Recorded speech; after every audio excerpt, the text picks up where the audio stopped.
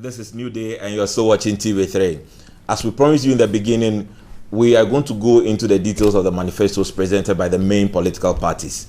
Today, we are happy to have been joined by Mr. Robert Amunkan Lindsay, who is a member of the NPP Employment Committee. Welcome to the studio. Thank you. Good morning to your viewers. Good morning. And we've also been joined by Peter Boma Otukono, who is the Secretary to the Manifesto Committee of the NDC. Welcome. Thank you. And what we will do in this session is to try and then interrogate the matters as presented in the manifestos of the NPP and then in the NDC. And then we'll give you the opportunity to ask any question you may want to ask via our social media page. And as and when we have time, we may even pick one or two calls to ensure that you have your say as to what the political parties are saying with regards to their manifestos. So let's go into the discussion. We have very limited time. We'll try and do justice with the time we have. So let me start from you. Yesterday, the NPP launched its manifesto. What are your general impressions about the event yesterday? Well, we were very happy. I think the manifesto was launched. We had a very good turning. It was in two stages. They were presented first to an invited group, and then they had the rally afterwards. And I think for the purposes of your viewers this morning and Ghanaians, I think it's worthwhile starting by stating what the overriding arching message of the manifesto is, which is about an agenda for jobs. And I think that states quite clearly exactly what it is that this manifesto is seeking to address. And if I may just go into what... Before you do that, let me just take his thoughts on that. I'm sure you watched it yesterday. Sure. What were your impressions of the whole ceremony? Well, first of all, I think that finally the cat is out of the bag. And, you know, after this lengthy back and forth, we will launch our manifesto, we will not do it, you will copy, we will not copy, and all that kind of discourse is past. Finally, we have a manifesto for the NPP. Finally, we can do the campaign on issues. I think that as to whether the organization of the program went well, as to whether they really touched on issues that matters to the people, I think the people are the best judges. Indeed, yesterday I saw an attempt to, switch flag bearers. I see Barmia talk more of what was in the manifesto, and I saw the NPP flag bearer talk about nothing, and that is really a big worry. But is that enough to say that they switched flag bearers? Attempt. I thought that the president is supposed to own the vision of the manifesto, and as a flag bearer, you will need to be apt on every content of the manifesto. You will need to speak to the manifesto. You will need to tell people what you are put in there for the people to, as it were, connect to. But unfortunately, we did not see that yesterday, and that was my disappointment. I see. All right. Mr. Amunkan, let me ask you, yes. Was it a strategy? Because we saw something very different. Yes, we different did. People speaking to different parts of the manifesto. And as Peter is saying, it was an attempt to shift lots of the work from the flag bearer. Was that a strategy? Was that a particular strategy you put in place to ensure that your message is well communicated to the people? Well, first of all, the flag bearer did speak, and he was the main speaker. But as in any organization, it is not a one-man or one-woman show. And part of the strategy was to clearly communicate that there is a team that are driving this, and that team came up. We had the likes of the vice presidential candidate, which, by the way, under our constitution is de facto head of economic policy. That is the way it's structured, the constitution of the country. So the vice president, potential vice president, does have a role. We had the likes of Alan Shemanteng, we had the likes of Haji, we had a number of speakers to speak. And I think the objective in trying to do it that way is try to provide an environment for Ghanaians to see that here is a team. And I think this is the challenge that we've had, particularly as we're going forward as an economy, that we forget as a people that it is not one person, but that person's, the leader's primary facie role, first job is to put a team together that is capable of delivering the vision. The vision was created and was delivered by Nana Akufo-Addo. But I think the intentional plan was to make sure we presented the team that put it together. That's why we had different committees. Knowledge does not rest in one person's mind alone. But the leader of that entities, to me, in any business, when I was head of the Organization for Africa, for the Coca-Cola Company, if you looked at the way I was rewarded and the way that I was judged in my performance, it was not the actual direct performance, whether or not we sold an extra crate somewhere. It was the quality of the management that I had of my team. and the team put together. And I think that is something that we should encourage across the board. Okay. Now, once we're on you, let's give us an overview of what was said yesterday. For those who missed it on TV coverage yesterday, can you just tell us what the manifesto is all about? Thank you. Well, I think as I started to say, the focus in the manifesto is an agenda for jobs, looking at creating prosperity and equal opportunity for all. But I want to focus on the agenda for jobs. And the whole essence of our presentation was both based on the following. We presented the current situation, and when you are ever looking at a solution for a problem or a challenge that you face, and I prefer the word challenge because every problem has an opportunity to be solved, and certainly the NPP felt that they could do that, is by first looking at the challenges that face Ghana today. And we want to focus a little bit on the economy as we discussed. And so the challenges faces Ghanaians today are significant and real. They are significant and real. Let me just go through a number of these challenges that we outlined yesterday. First of all, we have a situation where our macroeconomic lack of discipline, macroeconomic management is woefully inappropriate and not fit for purpose. In the sense that we have a situation currently where our macroeconomic policy is such that if you look at, for instance, one of the indicators of how your macroeconomic policy is working, one is that we have a situation where our monetary policy rate is probably it definitely is, out of 128 countries that we've looked at, it is third worst in the world. That means we are 26%. Even Liberia next door, which just came out of a war, has a better policy rate, and that's the rate we are saying set by a central bank position than ourselves in terms of where we are. Liberia currently is at 13.57%. Nigeria, our neighbor, is 14%. We are languishing at 26%. And that is a direct symptom. So it comes out for our situation. We're in a situation where our foreign currency situation is gone out of control in terms of what we're doing. Where, in effect, we have had a de facto devaluation of our foreign policy from almost 1-to-1 with the US dollar in 2008 to a position where we are now 4-to-1. These are, again, clear demonstration of where our macroeconomic policy is. We're in a situation where the cost of doing business for the ordinary Ghanaian, the cost of doing business, be it cost of capital, where people are now currently borrowing over 30%, where is taxes being put on businesses are just becoming unbearable, where is it the cost of utilities which are critical for the seamstress, for the person who is involved in selling businesses up and down our country is becoming unbearable. The infrastructural challenges we face is critical. Almost, it seems now perennially, every year we have floods. I see another one. I'm hoping that the past rains that we've had in the past couple of days will not claim any more Ghanaian lives in terms of where we are. So we try to clearly state what is happening in terms of the level of borrowing, the unbelievable level, which are completely unsustainable in any economic analysis that you can do. We cannot sustain and cannot manage this level of borrowing where debt is of our GDP is somewhere around the 60+%. These are not figures that are sustainable or should give any of us comfort. On the contrary, they are extremely alarming, which has been reflected in some of the areas. If you look at the areas also involved in our agriculture, we have severe challenges. Agriculture and manufacturing seem to be going in a southward direction as a percentage of GDP. And as you know, industrial output also seems to be going through the same direction. So what we're trying to say is, look, in 2008, and this again is reflection, the total interest payments amounted to 680 million Ghana cedis. That's what Ghana paid.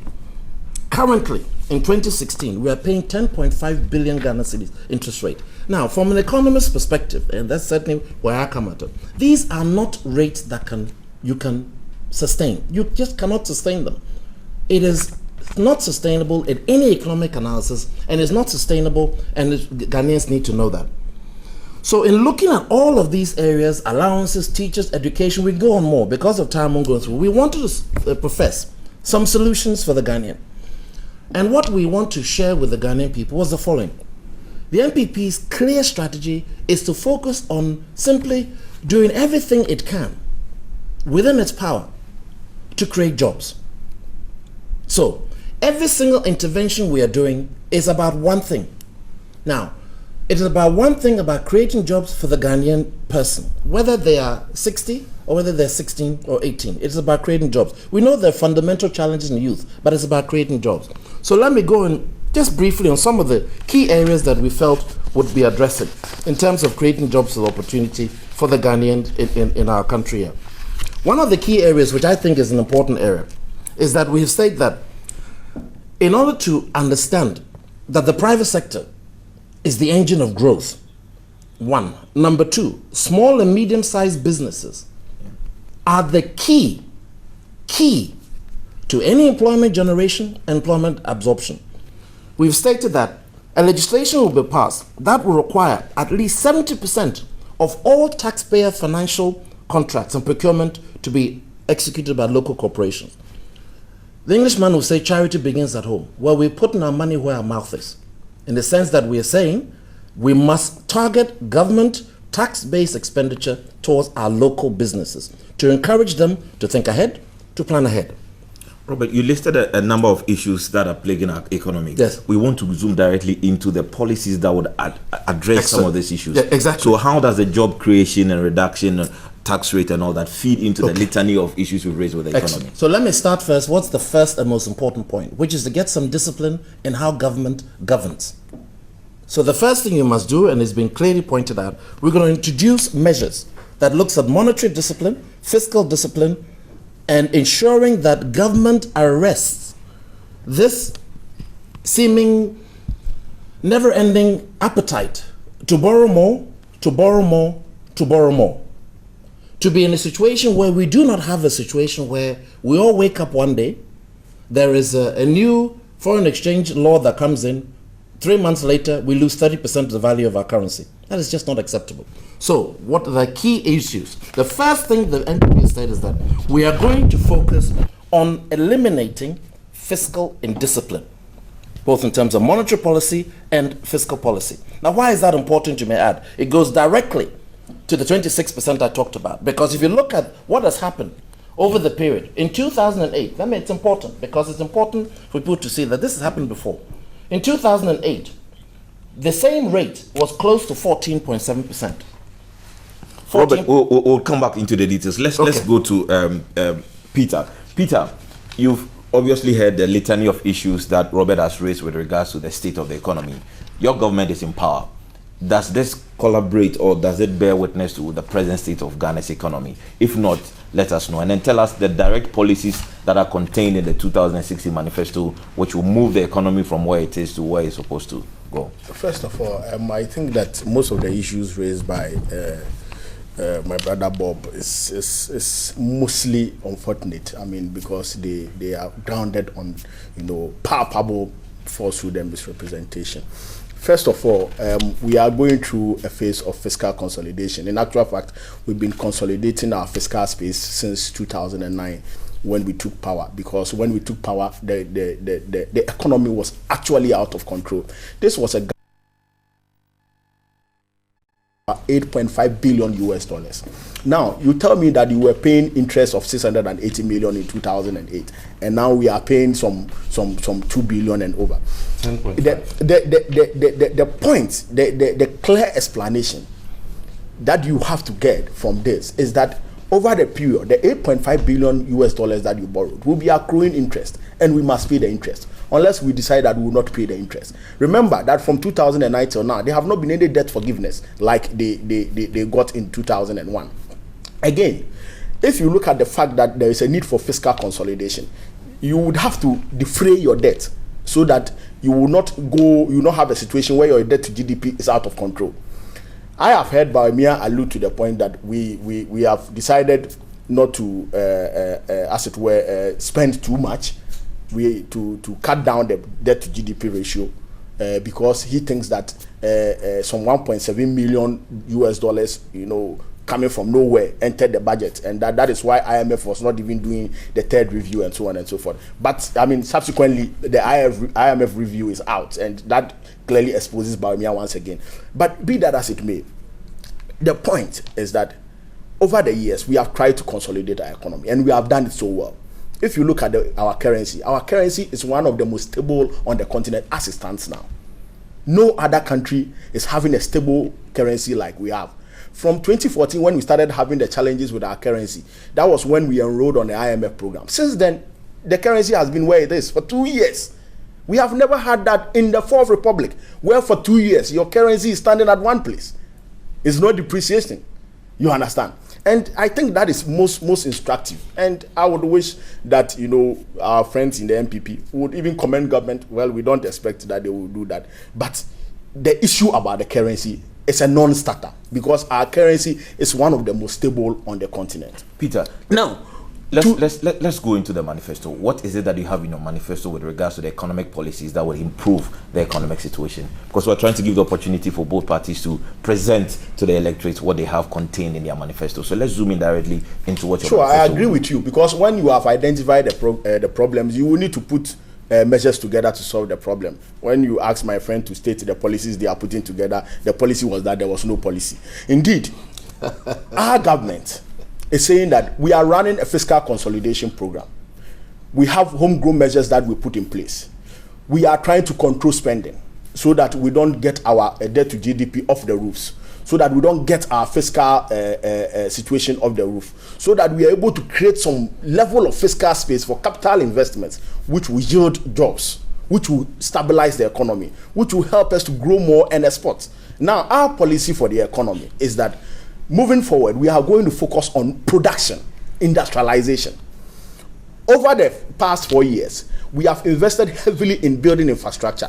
Now, if you want to increase your production base, if you want to grow more for export and even for domestic consumption, what you do is that you must lay the foundation so that you would be able to have the kind of, you know, productive outcome that you achieve. And that is what we have laid over the period.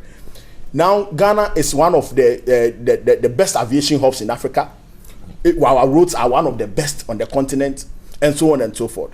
I have said that if you look at agriculture, for example, which is the mainstay in our economy. Even before you go to agric, please, we're trying to break his downside that the ordinary person listening to us will get to understand. Okay. Let's go into specifics. We've had governments upon governments talk about production, industrialization, and all that. Let's go specifically to the plans to ensure that we get benefits for some of these things. Can you relate to some specific things that you do under industrialization and increasing production that will create jobs and make the Ghanaian people comfortable? Exactly. Now, one key thing, if you want to industrialize your economy, is you have to make credit available for domestic businesses to grow.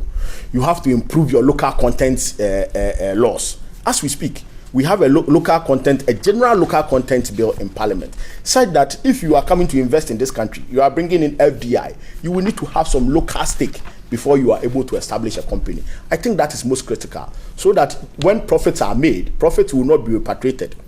You know about the local content law that we put in place in the petroleum sector. You are aware of the gains that we are getting out of that one. That means that most of the profits that will be made from the oil revenue will be kept in this country, and it will be invested in industrialization. It will be invested in jobs. We have started the rejuvenation of all the old manufacturing industries that were left in the. And you are a witness to the Commander Sugar Factory. You talk of the Poalugu tomato factory, and you know of the rejuvenation of the cotton industry and so on and so forth. So government in this manifesto, so under industry, any other industry? No, I'm coming. Under industry, we have stipulated cashew, share nut. You know about the share nut industry that we built in Bupe, and we have stated there that we are going to build another share nut factory in Upper East to, as it were, be able to mop up the excess raw share nuts that we produce. So this is an agenda to industrialize the economy, to grow more. Now, if we grow a lot of agricultural output and we don't have agro-processing, a proper agro-processing industry, we would be joking. I am happy that today our friends in the NPP are able to do a Calipo challenge, because indeed Calipo is being manufactured here. They are getting their fruits here and they are manufacturing. You understand? Yes. So that's a way forward, and that's where we are. But let's try and narrow it in. So when you talk of shea butter and cotton, are we looking at a situation where we're going to export or we're going to utilize what we have here? Are there mechanisms in place to ensure that we're able to process the raw material and then make something out of it? What is the plan with regards to these things? Under the industry sector of our manifesto, we have indicated that there is a need for us to rejuvenate our textile industry. Now, in rejuvenating your textile industry, it means that you will need to do an attendant rejuvenation of the cotton industry. And that is why we are putting in the cotton industry. If we are able to do that, we succeed in doing that, then it means that our textile industry would have an attendant growth and would be producing the textiles that we use in this country. Indeed, as it stands now, we are importing most part of the textiles that we use in this country. And it is appearing that our people are even developing taste for the international textiles. But it is because production cost has been high, because we don't have the raw materials and we will need to import the raw materials. Right. And that has been a challenge. Indeed, when the NPP were leaving power, the textile industry had totally collapsed. Most of the industries were not operating. As it stands now, the Japan textiles industry are, feverishly working to start production. In fact, they have actually started production of some textiles, and I think that is most instructive. Peter, you hold your thought. I'll come back to you so that we'll drill into the details of that, because we have cocoa already. You're talking about cotton, and almost every fabric is made of cotton. So how and when will these things translate into our daily lives for us to see? So you brood over that. I'll come back to you, Robert. Yes. Peter has spoken about access to credit, yes, local content, yes, and then cotton industry and all that. What specifically is the NPP going to do with regards to its manifesto that will translate in the lives of the ordinary people walking the streets of Accra and Kumasi? Let me go down the list. Is access to credit. Access to credit today is more expensive, nearly 3 times as expensive than it was in 2008, because of the direct financial and monetary ill discipline in levels of borrowing. That's point number one. So what are we doing? That is why I started by stating that you can have the most wonderful piecemeal activities, but from an investor's perspective, whether they're Ghanaian or whether they're foreign, no investor is going to put their hard-earned cash in your economy if they cannot, with some level of certainty, predict and plan their future. And what are some of the key aspects of that? It revolves, unfortunately, I wish it was not the case, but we import a lot of things in this country. So your foreign exchange management is a critical management tool and decision-making base. What you are doing in your interest rate, if somebody has to borrow in dollars and bring it into Ghana to then invest for cedi revenue, and every year, or they fear, we may wake up one day and suddenly the cedi's revenue is dropped by 30%, or I will lose over a 7 or 8 year period. And remember, investment decisions have a payback period, depending on that sector, between 5 to 12 years. So will the NPP? So the NPP's first point is to address the ill discipline that has led to us being in a situation where we have 26% monetary rate. We can talk until we are blue in the face, until we address that. You cannot let businesses will not grow if they are borrowing at 35%. They will not grow. Because all that will mean is that they then have to go and get a return of 40, 50%. What business are you going to do 40, 50%? What businesses are you going to do? So the point of the matter is that the Ghanaian people, they know it. But we need to understand that you can do all the planning. But if you don't address those two, you are whistling upwind. So basically nobody's hearing you. So I think it is critical that we look at that. And doesn't matter what party it is that presents to you a policy that does not at the core address what is happening to the cost of capital, you are not addressing the issue. So that's the first point. And it's been clear. Financial sector reforms, we are going to set up a fiscal discipline bill, you recall that was said yesterday, which will look specifically to address the excesses. That is already underway. Well, whether it's underway or not, it's not here. No, it can be underway, but that's irrelevant. We are in 20C. You see, I can sit here and tell you underway, I'm planning.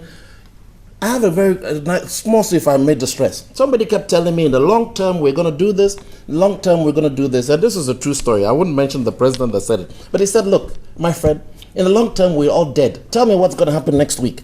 I don't want to hear any long term. I want to know what you're going to do to address it. Clearly, so that's one. It's important. But what are the immediate measures? Because already you've listed a lot of things going wrong with the economy. So we want to see things that will directly affect that. Exactly. Love it. So part of the clear policy that the NPP is following is the creation of the 3 regional development authorities. northern, middle, and coastal. Now you may ask yourself, why are we interested in development authorities? Because if you look at the experiences that have been done, whether it's South Korea, whether it's Japan, whether it's Singapore, it is the focused application through the development boards in those countries that have managed to get to where they are. And their role is then to address some of the specific activities that have been targeted, such as the One Factory, One District program. Now, a lot has been talked about that. But you know, sometimes I listen to some of these debates and I get very disheartened. It's as if we've decided as Ghanaians, we don't have capability of dreaming and creating realizing our dream. If that was the case, Nkrumah and the rest of them would never have got us to where we are today. We would still be sitting there with the British here today. But we must be able to do that. Why is that important? It is important in any aspect of region to have the whole essence of the one district, one factory, is to look at the opportunities district by district with the viewpoint of creating sources of employment on the ground using industry. Not trading necessarily, industry. Why is that important? It addresses so many other issues. First of all, it stops my cousins coming from Ifijasi to Accra to come and harass me for a job, because there will hopefully be a job in Ifijasi for them to engage in. It allows us to start using the advantages of different places. I get sometimes so sad when I see the shea butter, which literally some people are throwing away in parts of northern Ghana, where I grew up as a young man. My father was in Workers' Brigade, so I spent most of my early life in Bogatanga. And you look at these things and you come back here to Accra and you see it coming via Atlanta, back again to our ladies here in a nice basin. So it is how about you connecting that to the Regional Development Authority. Excellent. Their role is to assess on the ground, working with local people and local businesses, their competitive advantage and opportunity district by district, with the viewpoint of encouraging investments in those areas. So this is you asked me direct policy, yes. That is a direct policy. That is a direct policy, and that policy, people can poo-poo it all they want, but here is the fact, and the fact cannot be denied. If you look at the way economies around the world have developed, it is based on focused, targeted. Some of our recent Asian tigers was through development boards. Ghana is not an island with its own economic discipline. The economics is built. And we cannot sit here and try and tell the Ghanaian people something that is not real. We must tell them what is real. And the real situation is that is what is happening on the ground. We've addressed also, as part of the northern areas, this whole access to water, irrigation.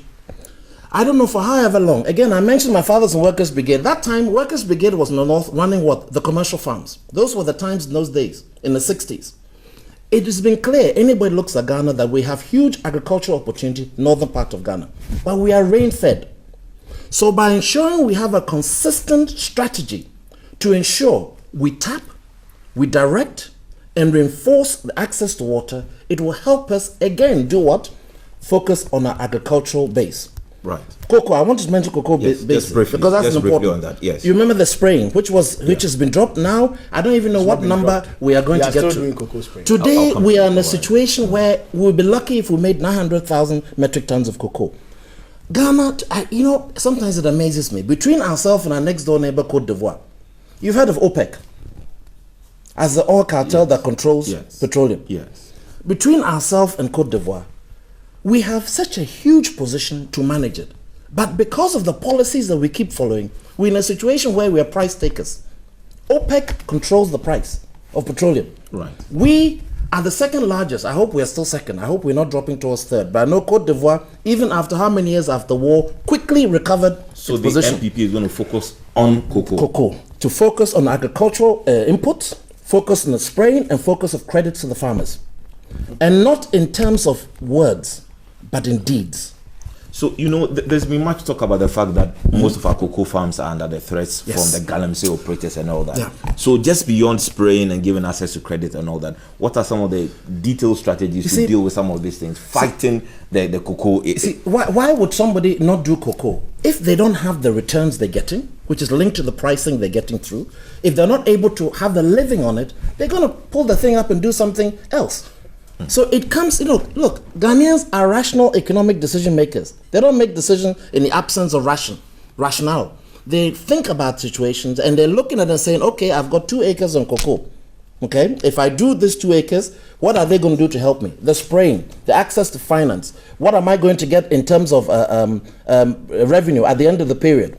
Am I growing? Because you don't ever want to be static. But again, the argument is that the people on the grounds who are involved in the galamsey, the local people, they see direct benefits, so quick turnaround. So most of them would rather invest or go into galamsey as compared to. I can get a tick turnaround in cocaine. Doesn't mean I do it.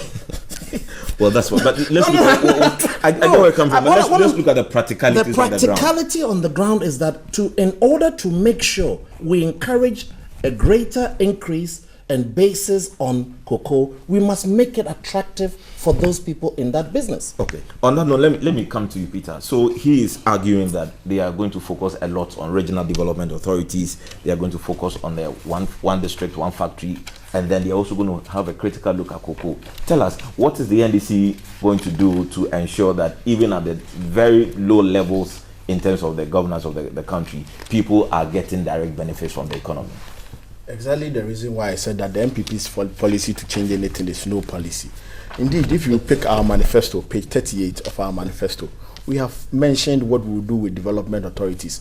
We have started SADA already. We said that we are going to establish the Western Corridor. SADA didn't work. No, I mean, how do you respond to that? No, track record is important to ensure. Saying that SADA did not work. Saying that SADA did not work is mischievous to say the least. Right. SADA has done a lot of things. They've touched a lot of lives. You would say that there were mistakes somewhere. Some people did not do certain things right. But that is what happens to certain institutions. You put people there, and sometimes they mess it up, and you have to deal with them. And that is why our government did not condone what went on at SADA.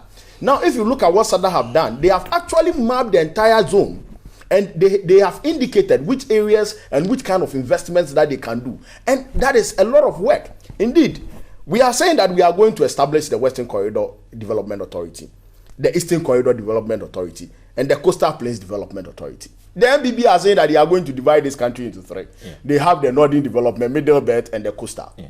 We are actually dividing the country into 4. In actual fact, we have added the Afram Plains Development Authority so that we are able to develop the Afram Plains to make it a hub to handle livestock production. For example, if you look at the section under livestock, we are saying that to remove this Fulani medicine that is causing us a lot of trouble across the country, we are converting the Afram Plains into a fodder bank so that almost all those nomadics who want to rear their cattle, if they move into the country, they go into that zone.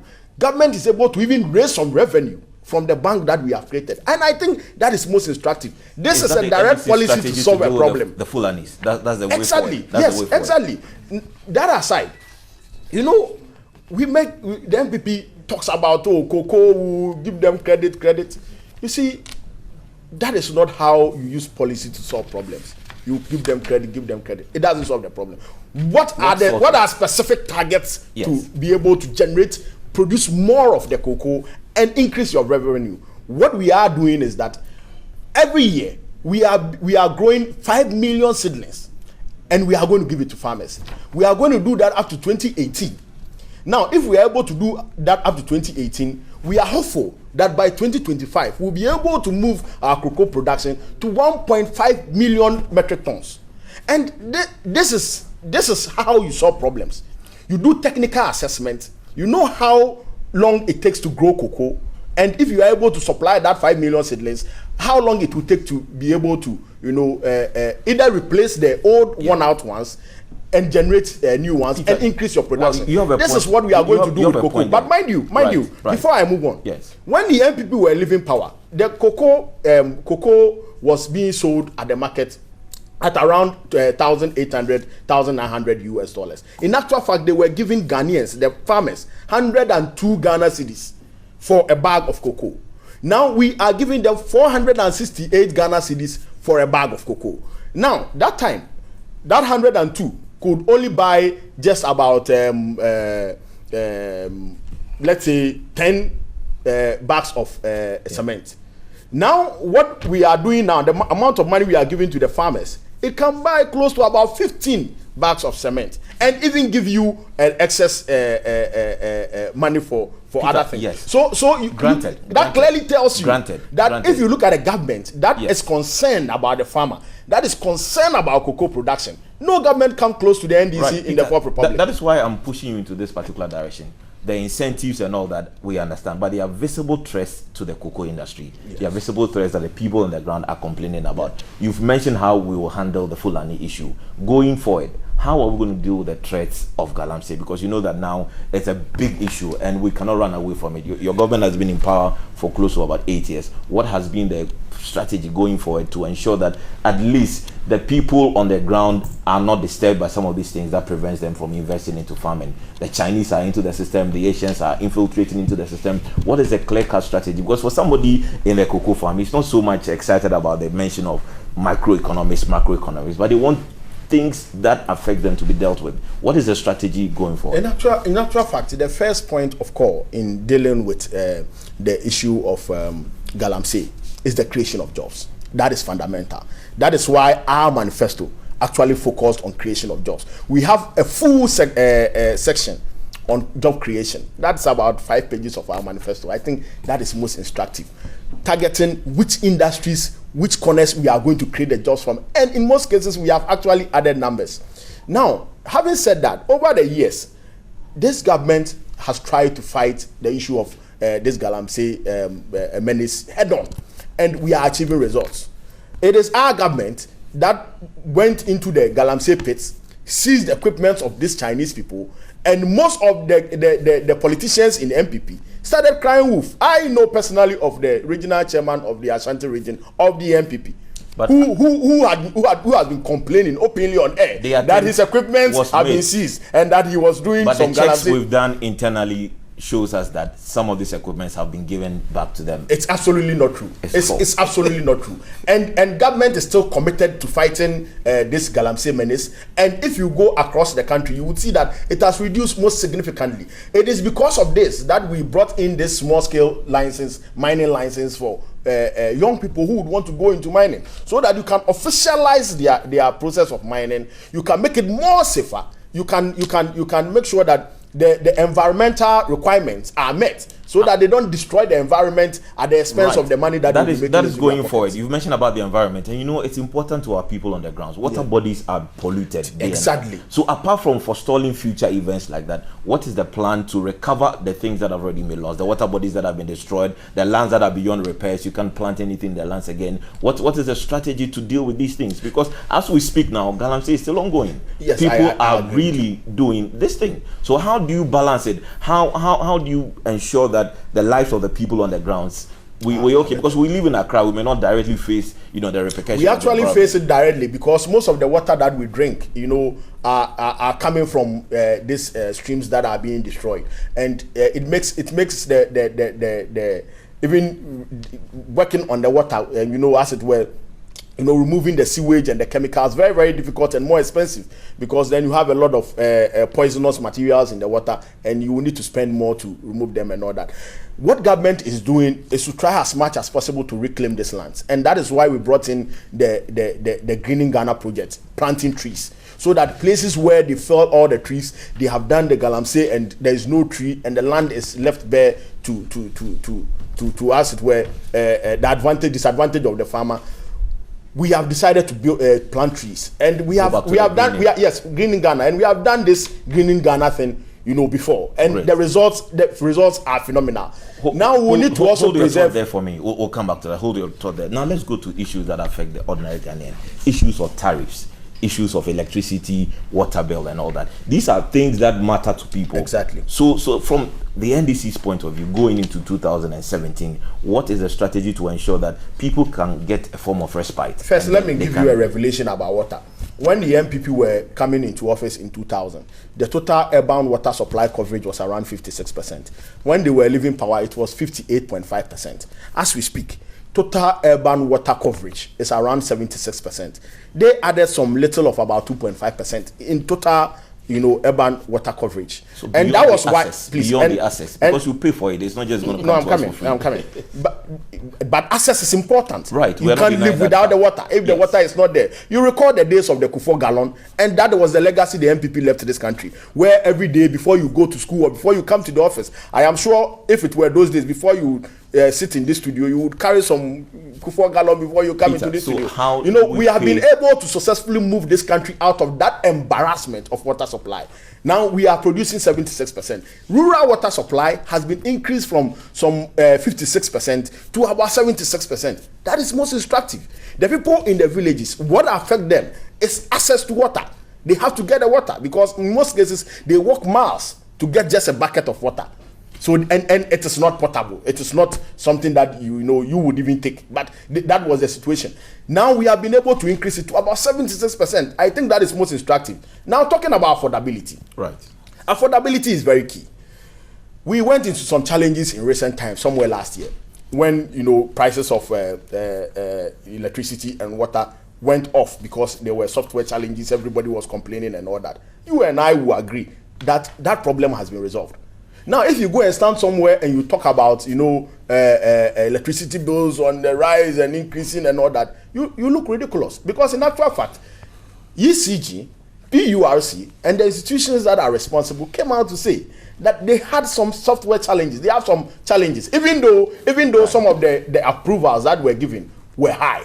They have some challenges. Now, government reviewed So there's been a review. Government so no reviewed longer the are prices. we going to suffer or cry with came regards down, to tariffs. and I hardly hear people complain unless the NPP are having a rally and they still talk about prices on the rise and all that. Prices of utilities have not gone up in the past 6 months or 8 months. Good. Unlike under the NPP when we're having increments almost every 3 months. Talk about fuel. So talk about fuel. Yes, those and you will see the NPP expose themselves to fuel prices. The NDC has a plan in place to ensure that people don't pay that much or people sustainable That is the low point. and affordable Robert, prices let me of come utilities. to you. That is Robert, give me an I'll opportunity give to you address the some of those opportunity, points, obviously. please. Yeah. But in the presentation yesterday, there was lots of talk about tariffs Yes. and then all that. Yes. Can you clearly tell us the way forward from the NPP's point of view? Thank you. As to how the ordinary Ghanaian is going to can at least benefit. get So some when it respite? comes to the tariff, we've made it very clear day one, in terms of our plan, we're going to reduce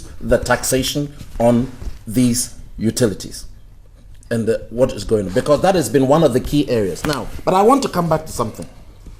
My dear friend there, we are making a presentation to the Ghana. He said, oh, the pricing that was paid was 102 to 48, 468 for cocoa. Yes. But here is the problem, and this is why I come back to again. The 1 CD I got in 2008 is not the same as the 1 CD I get today. Comparative. So, But that is why I compared it to cement prices. Hold on. That is why I did the comparison with cement You prices. compare where you want, but the You get facts are the opportunity to facts. The respond. facts Let's remain listen the to Robert. facts. Yes. If I earned 100 Ghana cedis in 2008, for me to be in the same position, for my ability, my purchasing power, I must earn 400 Ghanas today. No matter what I do. And that is the economic mismanagement that is gone through. And At which rate? It's not, it's a fact. How are you discounting that? Economics is economics. quite They well didn't speaking. write one economics for NDC and NPP. No, I It's mean, one you have economics. to do it based on the fact discount rate. Is, What there is no discount rate are discount you rate. using for this We'll get to analysis? There's no Let's listen to discount Robert, rate. because It's a we fact. can- yes. It's a fact. You can do what you want, and the Ghanaian public can tell the difference between making noise and making sure you address the issues. And the issues are clear. I have not even added what has happened to the cost. But I want to talk particularly about the cocoa farmer. Do you know what the interest rate is for the cocoa farmer faces in Côte d'Ivoire? Why it is that we said we must give credit to the question? They face 3.5%. 3.5. We are at 26% for government rate. So if we want our cocoa farmers to grow, what must we do? Every report that has come on this country states number one challenge is access to capital. So what do? We can sit there and tell them, I built the road, so you're fine. No, they can't do it. That is not enough. And that, I think, is one of the fundamental challenges, piecemeal approach towards a problem that requires, first and foremost, discipline. Something clearly, currently, we don't have. And we must address that. And it's very important. 5 pages of jobs, I'm glad. Well, all our manifestos are about creating jobs. Right. Because that is the most critical element. Not 5 pages. Everything we do, whether it's training people, whether it's ensuring education, whether it's our health, it's about ensuring we create jobs for people. Because without jobs, you can't do anything. Not you said 5 pages, not me. No, so let me not go. No, I want to everything consider. else is job creation. We understand Because the point about job it's very creation, important. but let's look at the tariffs. Let's look at things on the ground. No, it's important. I'm going to you talk are about the employed tariffs. and you can't pay for some of these Thank things. you. So we want to understand what the NPP thinks is the way forward. Again, that's what let me look at. Can run away That's from it. that. We've made it very clear about what we're going to do to reduce it, which is reduce that. Now, my friend says that the tariffs are not much. Look, I can drive from here to my house. There are lots of houses, cars, and things that are around. But if I can't afford them, it actually annoys me the fact that I see them. You may have increased accessibility, but accessibility without affordability, you're wasting your time. So what's the NPP's way? The NPP's address is one looking at how we go about in terms of provision of utilities. And some of it is based on, frankly, again, having a situation where your base cost for your business is unsustainable. So if we are in a situation where we should be focusing on gas. So I was fortunate enough to have been a co-chair of the original team that was set up by President Kufuor to draft the petroleum law. And a key part of it, which I'm glad the NDC maintained, was that we would not flare. And why did we do that? Why was that not done? It was done because we had a clear understanding in 2000, before we had any of this thing, 2007, 2008, is that the only way to address our energy cost is to make sure we use gas as a main form of fuel into our IPPs. And that is why at that time we started that process. What has been the actual addition and what has happened? It's only recently.